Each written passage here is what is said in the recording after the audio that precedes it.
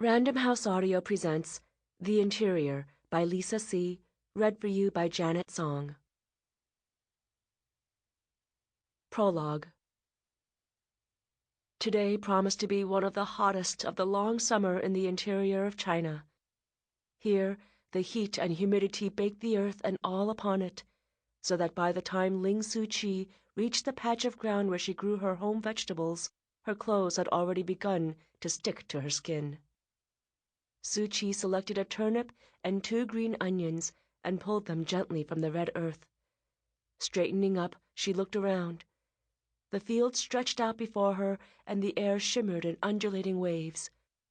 There were no trees to provide shade or a place to hide. Where was her daughter? Su-chi glanced over to the rubble wall that served as the primary barrier between the fields and the pigsty. Last night she had seen Miao Shan lingering there as if it held some secret, but she wasn't there now, and Su-chi went back inside. She sliced open the buns, tucked an onion and a piece of turnip in each, and squeezed the bread closed. No point in waiting for Miao Shan, Su-chi decided, taking her first pungent bite of breakfast. Miao Shan must have gone to see her fiancé, Tsai Bing. They had talked last night and probably met again this morning to make plans. Su-chi took another bite of the bun and tried to push the embarrassment of her daughter's pregnancy from her mind, knowing she should focus instead on the joy that lay ahead of them. A wedding, a baby, all this to come so soon. But it was not so easy to put away fear. During the night, Su-chi's dreams had been uneasy, disturbing, and now sweating not just from the summer heat, but from deep anxiety. She was reminded of the old saying, 15 buckets drawing water from the well, 7 moving up, 8 moving down. Last night she had lost more buckets of sleep than she had gained. Su-chi shook away this unpleasant memory. She gathered the crumbs from the table, took them outside, and scattered them on the ground for the chickens.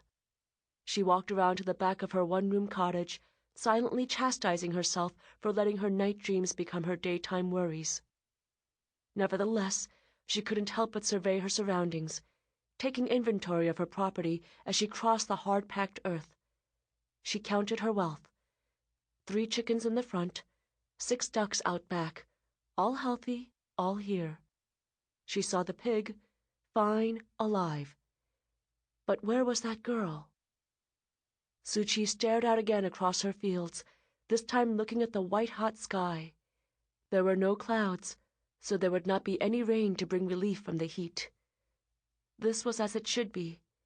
Most peasants knew when a big storm was coming, for when it did, the rain would pour out of the sky in sheets for days and days, sometimes washing away an entire crop, an entire farm, an entire village. Did this day hold a dust storm in its minutes and hours? Is that what she sensed?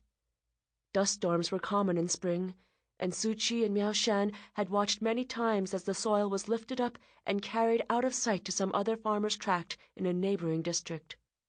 Could this be what she felt? Some tragedy that had stirred itself in the wrong season and would ruin her crops by day's end?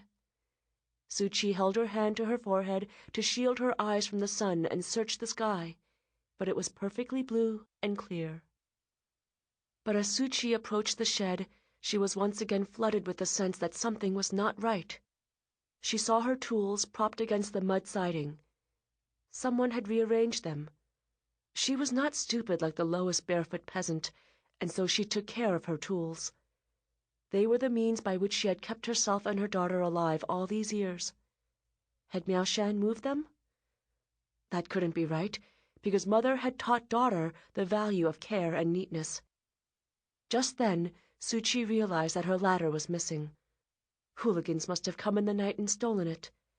If they had taken the ladder, could they have pirated away her ox, too? Su-chi hurried to the shed, lifted the latch, and pushed open the door. Before her eyes could adjust to the dim interior, she stepped into the little room and gasped as she stumbled to the ground. She tried to sit up, but found herself tangled in the rungs of the ladder. Extricating herself, she sat there, rubbing first her shin, then an elbow, wondering what the ladder was doing here, right inside the door where anyone could fall. As she peered into the darkness, she saw 2 feet swinging back and forth ever so slowly. With growing dread, Suchi's eyes followed those feet up to the knees, then thighs, then hips, then torso, and finally to the neck and head of her daughter. A scream started to form in Suchi's throat as she saw Miao Shan's head tilted at an inhuman angle. Part of a rope necklace was buried in the swollen flesh of her neck. The other end was slip-tied to a rough-hewn support beam. Her tongue, purple and grossly swollen, protruded from her mouth. Her eyes bulged as though someone were pushing them from the inside. They were open, bloodshot, unseeing. "No!" Suchi wailed as she saw one of the flies that already buzzed around her daughter's head break away from the swarm, dive down, and land at the corner of Miao Shan's unmoving right eye. Suchi tried to scramble to her feet, once again tripping in the rungs of the ladder. Regaining her balance, she reached for her daughter. With the swoop, Suchi wrapped her powerful arms around Miao Shan's thighs and lifted her body to take the weight off her neck. Standing there, her head against the small, hard mound of her daughter's stomach, Suchi knew it was too late. Miao Shan was dead, as was the grandchild that lay inside her.